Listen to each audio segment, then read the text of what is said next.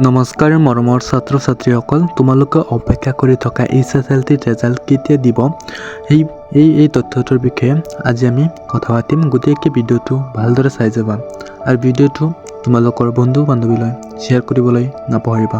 তো বলক ভিডিঅ'টো আৰম্ভ কৰোঁ। প্ৰতি বছৰে সাধাৰণতে HSLC ৰেজাল্ট মে' মাহৰ মাজভাগত ঘোষণা কৰে। যোৱা কেইবছৰ লক্ষ্য কৰিলে HSLC পৰীক্ষা ফেব্ৰুৱাৰী মাৰ্চ মাহত অনুষ্ঠিত হয়। HSLCৰ ৰেজাল্ট সাধাৰণতে মে' মাহৰ ছেকেণ্ড বা থাৰ্ড সপ্তাহত দিয়ে। গতিকে এইবাৰো মে' মাহৰ ছেকেণ্ড বা থাৰ্ড সপ্তাহত ৰেজাল্ট ঘোষণা কৰাৰ সম্ভাৱনা বেছি।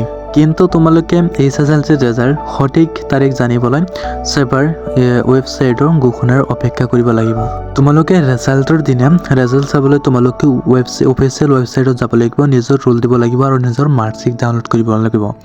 সেইদিনা ৱেবছাইটত বেছি চাপ হ'ব পাৰে, গতিকে তোমালোকে ধৈৰ্য সহকাৰে ৰেজাল্টটো চাব লাগিব। ছাত্ৰ ছাত্ৰীসকল, তোমালোকে ৰেজাল্টক লৈ ইমান টেনশ্যন নকৰিবা।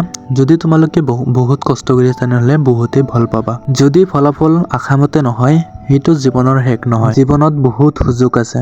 যদি তোমালোকে নিজৰ ছাকচেছ বিচৰা তেনেহ'লে পোনপ্ৰথমে তোমালোকে নিজৰ ওপৰত বিশ্বাস ৰাখিব লাগিব। যদি তোমালোকে HSLC ৰেজাল্ট বা হায়াৰ ছেকেণ্ডেৰী ৰেজাল্টৰ লেটেষ্ট আপডেট বিচৰা তেনেহ'লে চেনেলটো ছাবস্ক্ৰাইব কৰিবা আৰু ভিডিঅ'টো লাইক কৰিবলৈ নপাহৰিবা।